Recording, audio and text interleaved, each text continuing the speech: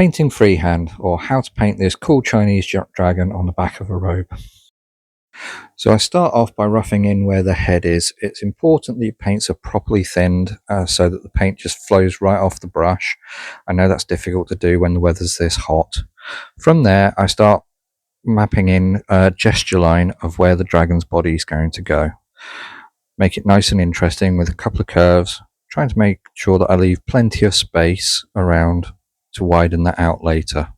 A gesture line is not the same as an outline. It's just the direction that things are flowing in. It's the line of action rather than an outline. So from there we go in and we bulk that out a bit. So I'm not worrying with which side of the gesture line I'm on. I'm doing what feels right. So as I say, I'm bulking out whichever side of the line seems right at the time. I am using a reference image just as a guide and sort of trying to more or less follow the same sort of shapes that are in that.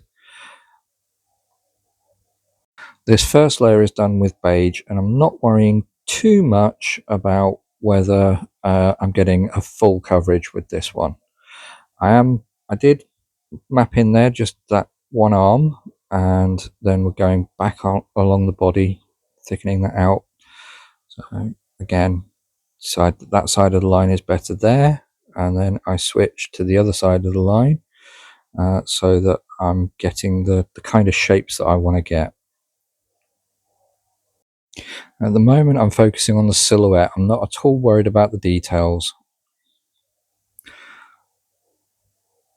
Once I've got that mapped out to roughly where I want it, then just go in, add in a couple of extra bits to the silhouette where I want the legs to be.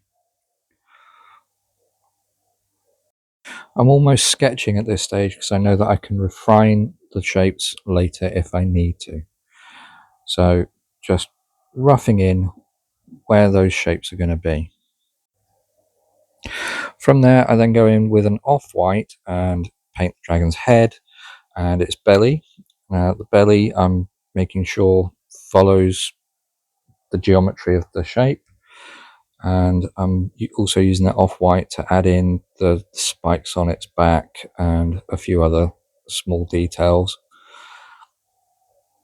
And I'm using the stage very carefully to decide where things are going to be. This is where I'm doing my first lot of refinement. And then the final step is with a very fine tip on your brush, a very fine brush, you go in and do some outlining. This is where you do your final refinements of shapes. I can use the black outline to adjust the shape of spikes, or by using thicker and thinner lines adjust how wide the body itself is going to be. And literally just going in and outlining things where I want the outline to be, tipping things off. And then the final stage is to go through and just add a little bit of shading here and there with cross hatching to where I want those final bits to be. Anyway, have fun painting. Bye for now.